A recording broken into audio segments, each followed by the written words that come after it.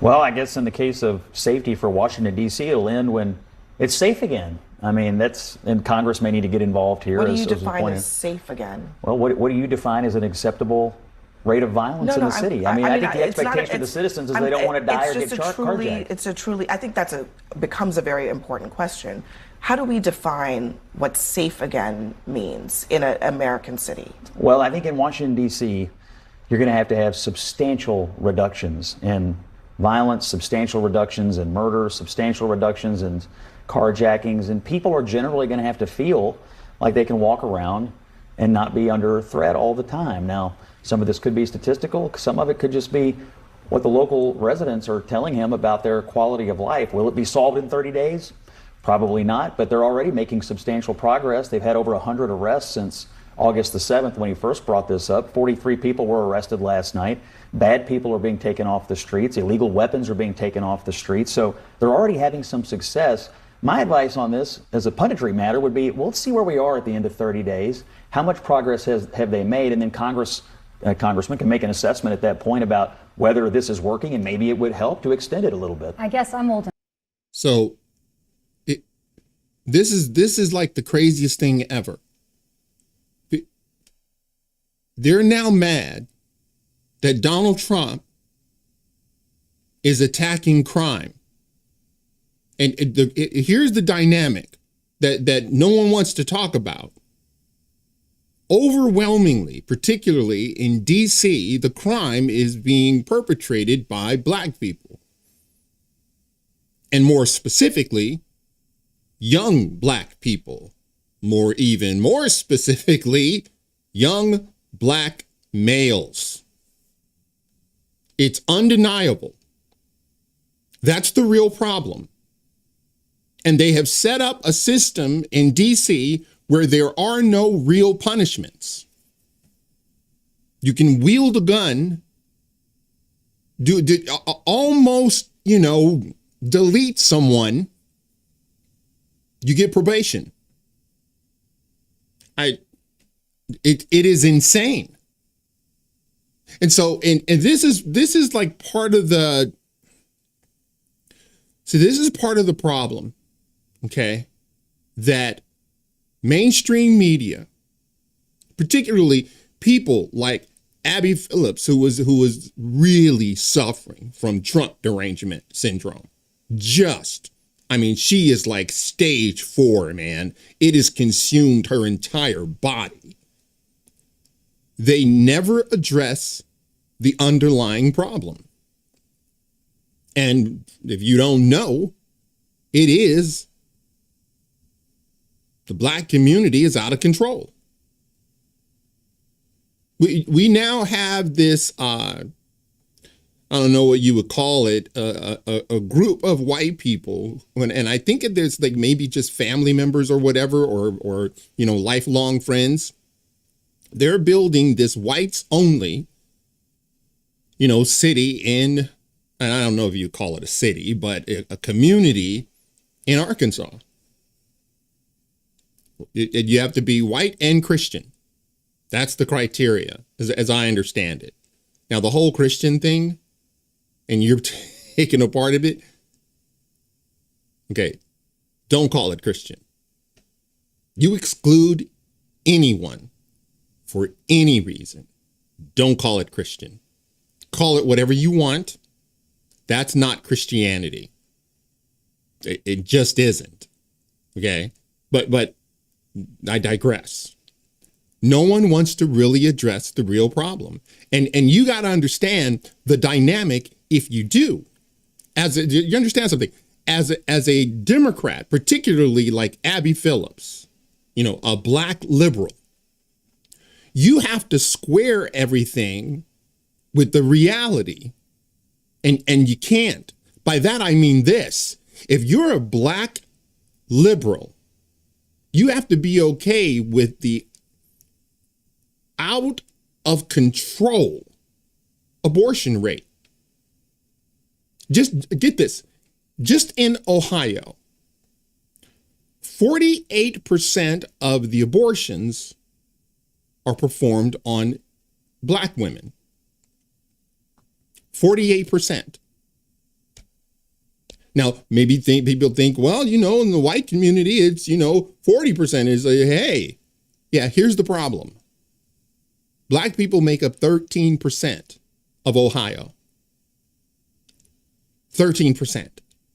Yet, we account for 48% of the abortions. My guess is with crime, it's the same.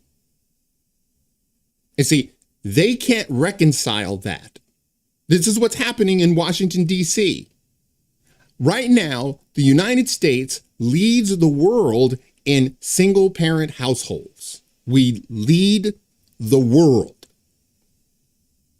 You see, they can't see a person like Abby Phillips, she can't defend it. Like, this is the party that you're going for. So now when it comes to crime, she wants to know, well, how long do we have to, put up with being safe? That is, in essence, what she is questioning. How long do we have to be safe? How long until we get back to the normal carjackings, robbings, muggings, murder? How long do we have to put up with this, Scott? I mean, they are now arguing against stopping crime. And by the way, here's the thing. No, that's not what they're arguing. They're saying that this is just a power grab. It's an overreach. It's like, okay, well, if it's an overreach, why haven't the police done it? You have the DC police. Why haven't they solved it? Oh, yeah, that's right. They've been juicing the numbers. I already reported on it. That commanders in the DC were telling their officers not to report certain crimes, particularly violent crimes. See, they're not even going to go over that. In fact, they continue to push no, crime is down 30%. No, it isn't. No, it's not. I guess, they like live in this, magical blue bubble. You know what I mean? This magical blue bubble where everything is wonderful. No, crime isn't out of control in DC. You heard Joe Scarborough saying it's been out of control for the last 30, 40 years. Overwhelmingly, the culprits are young Black males. Overwhelmingly. If you want to know why Congress has never done anything to stop it, that's the reason. That is the reason. Imagine you don't want to stop crime because that's going to upset, well, you just saw it, certain segments of our society. It gets even worse. It gets even worse. Enough, Scott, to remember when you were appalled, as the rest of us were, on January 6th, when he wouldn't. Because January 6th happened. Should we not enforce the law today? Excuse me. Do you want murders today? Let me finish, Scott. January 6th equal no enforcement of murders. This is a silly argument. No, let me finish before you make a point about a silly argument. It'll be silly, but go ahead. No, what's silly is you sitting down with Mitch McConnell over Chick-fil-A and lamenting how Donald Trump was putting all of you, including Mitch McConnell, in harm's way. But I guess now you're so... I wasn't in harm's way. I was in Louisville. No, your then boss, your friend Mitch McConnell certainly was. But, now... January 6th was a bad day. Can I finish? Murders are also bad. Can I finish? I want murders solved. Can I finish? Just let her finish. Scott's going to... Well, if she wants to come out here and take pot shots at me, I'm not going to allow it. It's a stupid argument. I'm not going to allow it. Scott, just let her finish. I don't even know that we've even heard the argument yet. No, we heard it. We heard every day. You were denying. So go ahead, Scott, I know you're thirsty for that Senate seat, but let me finish. What I'm going to say... you allow this every night. Scott, just give me 1 second here. Let's just let her finish, please. Okay. Just 1 Listen, second. I know you've got the picky thing going on, but here's what I'm going to say. What are you thirsty for? Some kind of relevance out here? No, actually, Scott. I don't know what you do for a living. Really? I elect a lot of Democrats. Scott, but let me finish my thought here, please. Can I just finish what I was about to say, which is that on January 6th, He could have deployed the National Guard. He chose not to. Now, today, because somebody named Big Balls got beat up, allegedly, he wants to deploy the National Guard to a place that has had a 30-year low in violence. No, it hasn't. I've already proven that to you. I've already proven it. I've already showed you the video. I've already showed you the commanders that were put on suspension. I've already showed you that they weren't reporting violent crime. That's a lie. It's not a 30-year low. That's not happening. In fact, it is out of control right now in Washington, D.C. Yet the mayor still mimics these fake numbers. Okay, when you're talking about January 6th, I would love to ask them, what were they charged with? It's like, okay, it was bad. They I don't know, I guess they tore up some things. I think they did like $1 million worth of damage. Okay, all right, fine. What were they charged with? Trespassing. In a lot of cases, trespassing. And so for trespassing, you get 4 years in solitary confinement for trespassing. Let's say that these are legit, persecutions. By the way, you don't get a day in court. The only time you get a day in court is if you denounce Donald Trump. Then you're being told that no, this has nothing to do with politics. So that's first. Second, do you guys remember, because I do, in 2020, the summer of love, when Black Lives Matter were burning down businesses and cities and nobody said anything? And people were calling on Donald Trump. I believe, in fact, it was Tom Cotton from Arkansas. He was saying, hey, man, send in the National Guard. We got to stop this. Billions of dollars in damage. Demanding Donald Trump send in the National Guard. He did not do it. And you know why he didn't do it? Because that's what Democrats wanted to happen. They wanted him to send in the National Guard. That's why they never even talked about it. They never even brought it up. They just let it go. They pretended it didn't happen. So understand what's happening here. You're damned if you do, you're damned if you don't. They couldn't believe that Donald Trump should have called the National Guard. Had he done that, he would have been roasted. January 6th, if he called in the National Guard, he would have been roasted. He knew that during Black Lives Matter, riots going across the country, burning down cities, nothing. They wanted him to send out the National Guard.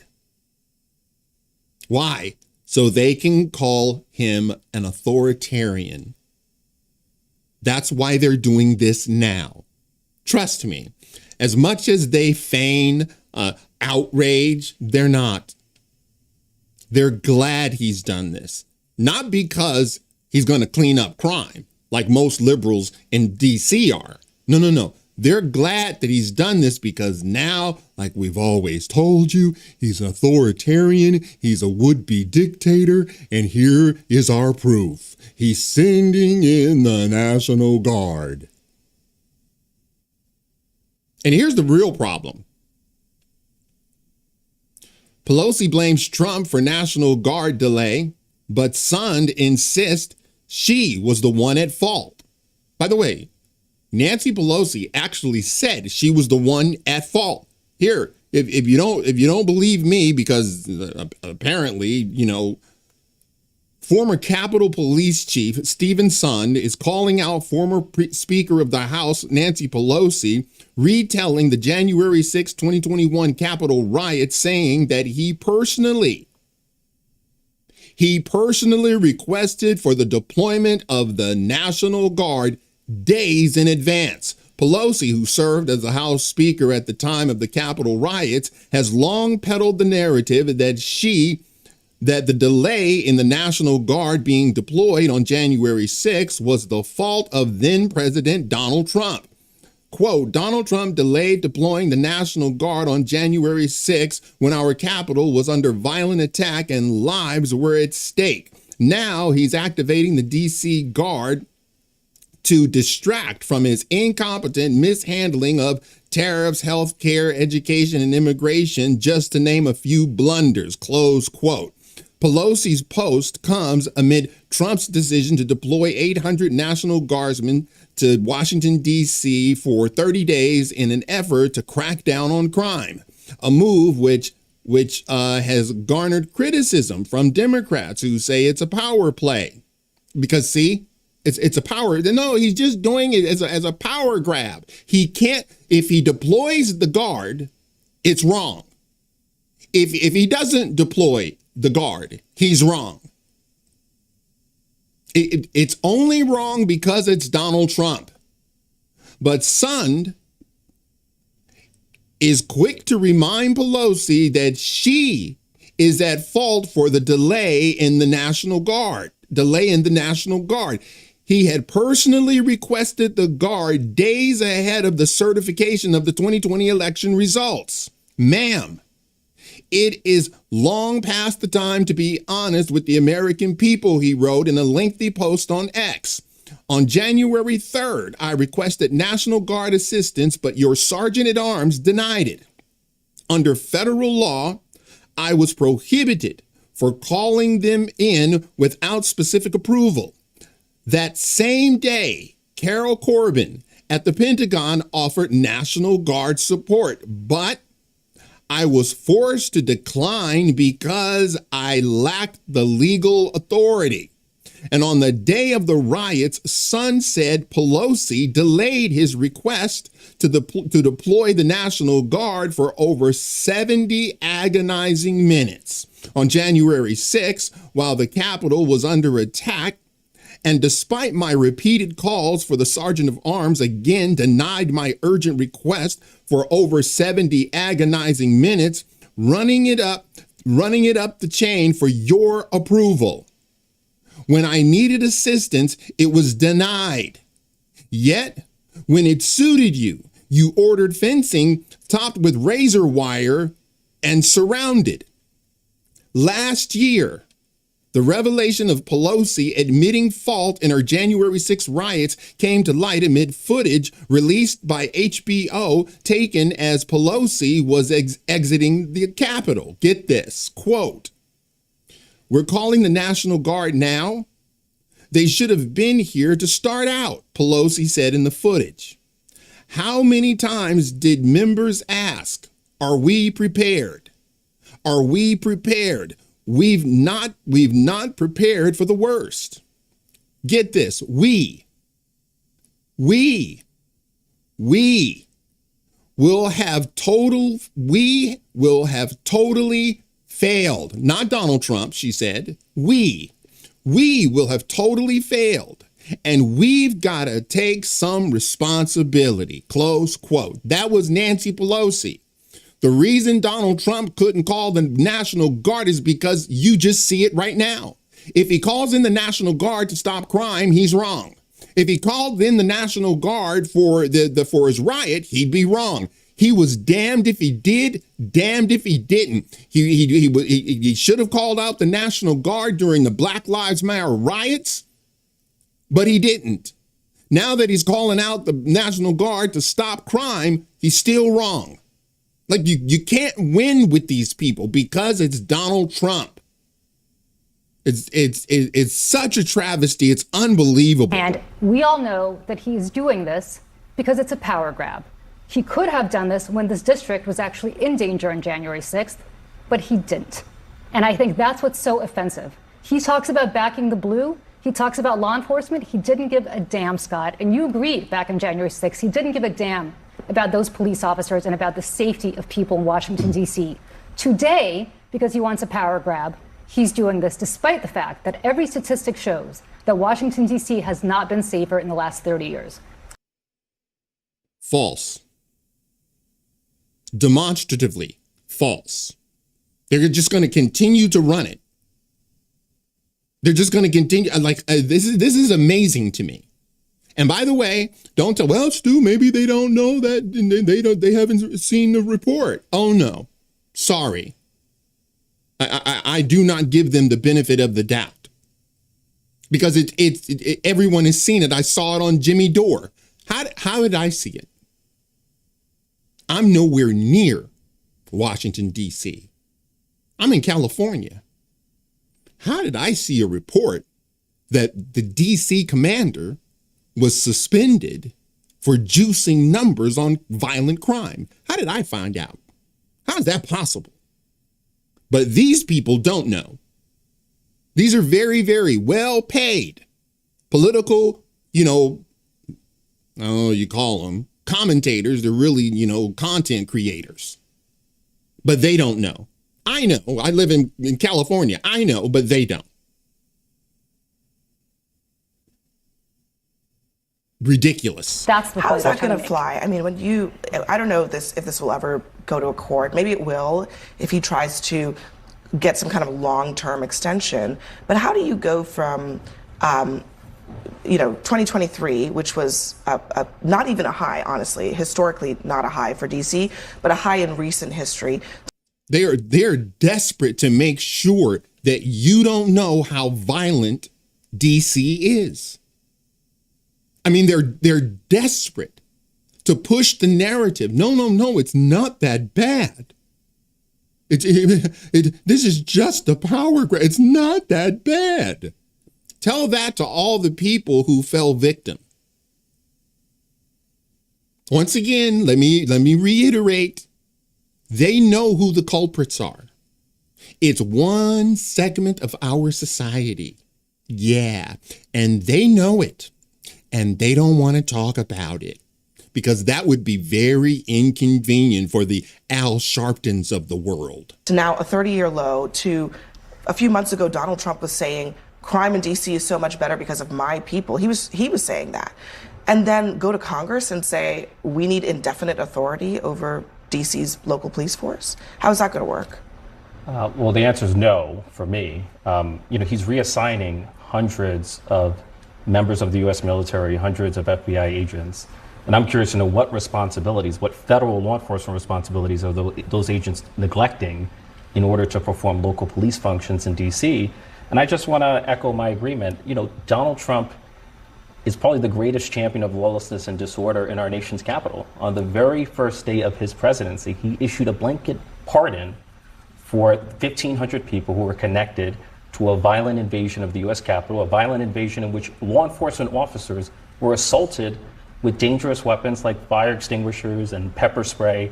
And so he has no credibility on the subject of public safety at all. So there's nothing Donald Trump can do that will be right. Okay? Whatever he does, he's going to be wrong. He did it. Donald Trump, I don't care what he does. He can negotiate peace between nations. He's wrong. It's not real. He can hammer out brand new trade deals. No, they're not real. He has to show us all the paperwork, and it has to work out. Everybody knows that an actual hammer out a trade deal is like 917 days, conservatively, like 2.5 years. Everyone knows that. Well, okay. Everyone doesn't know that. Okay. But when you're talking about hammer down the details of a trade deal, this is going to take time. This is just going to take time. That's how it works. It's not simple. They know that. Whatever Donald Trump does, it's wrong. It doesn't matter. He does it to fight crime, wrong. He doesn't send in the National Guard during January 6th, wrong. He send in the National Guard to stop crime, wrong. Doesn't matter. And I just told you, why did Nancy Pelosi deny the request. That's no one's going to ask that. I know why Donald Trump didn't do it, because he would have been lambasted. And you can see it. This is my proof. I tell you, man, these people, he can do no good. If he cured cancer, I don't know what they would say. Yeah, but he only did it now. Why didn't he do it in his first term? I'm serious. He can do no good. These people are arguing for crime. They're arguing for crime. Well, Stu, that's a bit hyperbolic, don't you think? How? Because right now they're telling them, no, pull back the National Guard. You got to pull them back. You got to pull them back. You can't have them there. And so then, of course, crime continues. But if crime could have been quieted, if crime could have been lowered, why didn't the DC police lower crime? Clearly, they don't have the capability of doing so. How is that rocket science? How does that escape anyone? I gotta tell you, man.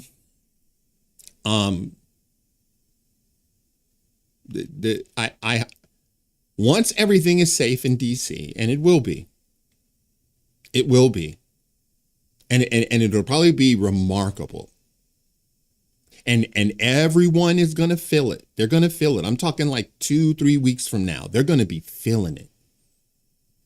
And they're going to be able to, walk down to the, ice cream parlor. They're going to be able to jog in the park. They're going to be able to take their kids out if they got kids here. They're going to be able to take their kids out to a local park. And they're going to love it. They're going to love it. And then when the troops are taken away and crime spikes again, they'll blame Donald Trump. Crime was down, and now you're getting rid of the guards that they complained about. Now you're getting rid of the guards. It just now people are being carjacked and mugged and robbed. Yeah, that's what they're arguing for. All right, guys, that's it for now for this stream. Hey, I hope you enjoyed it. I hope you join me on Monday, where we will be tackling more than one topic. This is kind of like a soft launch. And do I have anything else I want to say? Nope, I guess that's it. Although I will tell you this, I'm going to be doing Cigar Friday live. So so next week, our Cigar Friday will be live. So I have to hammer down a time, okay? Because I kind of released those videos late, so I'll have to get a decent time. But we're going to be live, so we're going to actually be having a cigar together. Yeah, that'll be fun, and you guys can tell me what you're smoking. All right, guys, that's it for now. If you like this stream, please press that like button. That really helps. And leave a comment if you like. That helps the channel as well. And until tomorrow, God bless.